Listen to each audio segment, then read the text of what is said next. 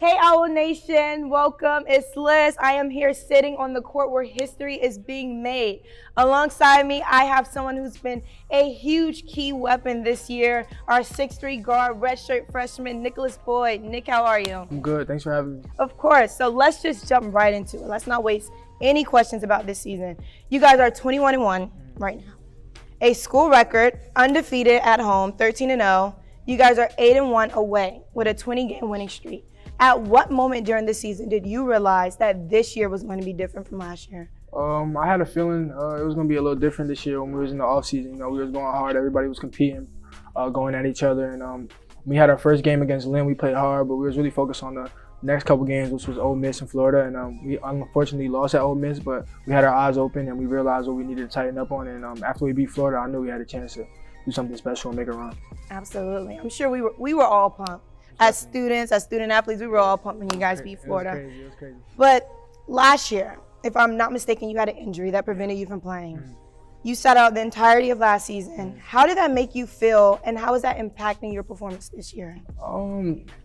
Sitting out last year was kind of tough, just watching from the sidelines and stuff like that. But ultimately, it made me a better player, just more mature, watching from a different view. You know, when you're in the game, it's a little different, and as you get to sit back and watch, you see different things and you learn different things. So I take it in that aspect as a positive. But unfortunately, I wanted to be out there, but I just couldn't be based on I had a foot surgery and stuff like that. But I say it was a positive, and it definitely molded me into the player I am today. And you know, we're doing some good things right now. Yeah, absolutely. Sit back, regroup, come back in, and clearly you guys are killing it now. So we're all happy that happened in a good way. Right, exactly. Okay, so I think I always wonder where certain athletes stem from. Okay. So you have athletes like a LaMelo Ball, Right. who grew up, been playing basketball since the age of 3, age of 6. Right. Basketball is all they know. Older brothers play basketball. Your dad played in the league.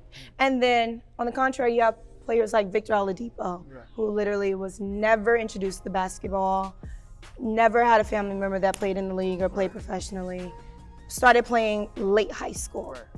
How would you describe the way you found your love for basketball?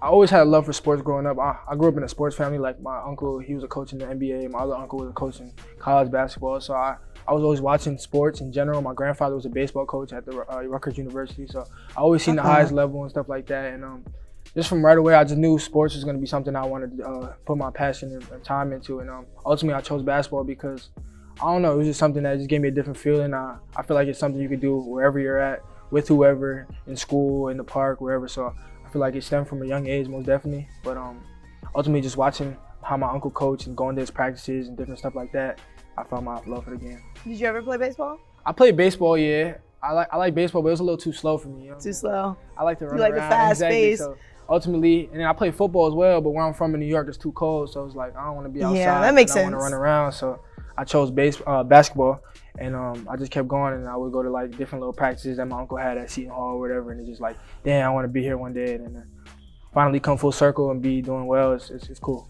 So basketball was the one, okay. Right, exactly. Okay, so I always hear, when you think of that word culture, Right. I think of something that's built, is something that you wouldn't understand it if you're not a part of it. Right. So you think of the idea of heat culture. You watch any interview with Kyle Larry, Jimmy Butler, anybody, when they first got to Miami, they always ask, what is heat culture?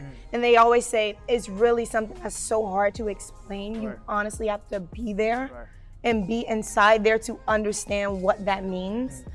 And I guess I'm just trying to ask, as an outsider looking in, you're an insider to this organization, how would you describe FAU culture? I say ultimately just hard working. Like everybody from the coaches to the players to the managers, everybody's working hard. Everybody comes in early in the morning rebounding, whether it's the managers rebounding or the guys getting shots up, my teammates getting shots up, my coach is cutting up film. I mean, you can see Coach May strolling in on a bike at 7 a.m. Yeah, we heard about the bike. Like, it's just like, it's little stuff like that you see and you're like, damn, like this is serious. And I feel like it took a little while for us to get the right group of guys to really buy into that type of stuff, but it's definitely paying off now. And I would just say, so I was me sum up your question, just hard working, humble, and focused. Okay, so against this past week, you guys had 2 games. So Thursday night against Middle Tennessee, there was a FAU attendance, record-breaking number of, Crazy. right? Yeah. 3,082 fans, if I'm not mistaken, in the stands. You guys have had sold out games, Right. celebrity appearances. I don't know if you saw Tyler Cameron was I there. heard some. I don't know who he is. I got a picture with him. No disrespect, but He's from one of the dating shows, like The okay. Bachelorette or The Okay. Bachelor. Yeah, oh my no God. disrespect, but I heard made about it that. my business to go get a picture with him. Most So, def. Tyler. I seen it around. Yeah, so with all that happening, celebrity appearances, sold out games, Right. huge fans coming out, what does that mean to players like you? It's definitely big time.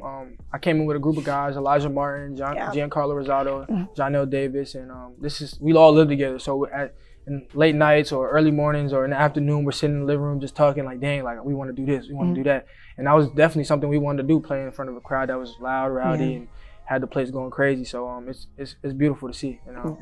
Keep coming out, keep supporting, and we're gonna try to keep putting on the show for y'all. Yeah, I can imagine you guys are playing.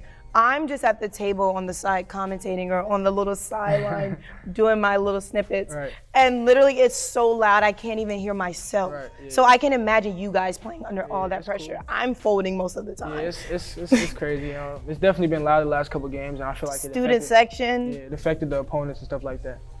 Okay, so I'm gonna put you in a hot seat for a little Okay. bit. Warm seat, not too hot. Okay, not too crazy. I'm just gonna shoot a couple of little fire questions at you about which teammate is this. Okay. So that's gonna be a little game we I like play. that. Which teammate? Yeah, I never had that. Okay, so my first one is gonna be which teammate is an absolute no, like heck no, get away from me on the odd score. Personally, I don't feel this way, but when we in the weight room and coach and he asked coach to put a song on, we're gonna have to go with Brennan Laurent. Yeah? Lorient, I think that's how you say it. I'm sorry, but I call him B-Lo, so B-Lo. We're gonna have to go with B-Lo. But why? Why is he a no on the ox? I don't know. I think he likes a lot of underground music that people don't really listen to. Yeah, that's a no. Yeah, we're gonna have to go with B-Lo. I'm sorry. Okay, so our next one is which teammate will most likely get the entire team lost that seed? Damn, hold on, let me think real quick. Lost that seed. Like just he's an absolute wreck. Damn, Like you just got us lost. I'm gonna have to go with who I'm gonna go with Vlad. Yeah. I'm gonna go with Vlad. Why does that make so much sense now that you say? I'm gonna go with Vlad. Well, I don't even have to ask you why. I feel like that's someone. Yeah, I mean, Vlad might know the seeds. I don't know, but yeah, I'm gonna go with Vlad. Okay, which teammate is the biggest trash talker in practice? Probably. I'm gonna go with a couple guys. All right, so we got Elijah Martin. Of course. I can see that. We got Jonell Davis, aka Nelly. We got G. I'll throw myself in there and I'll go Brandon Witherspoon.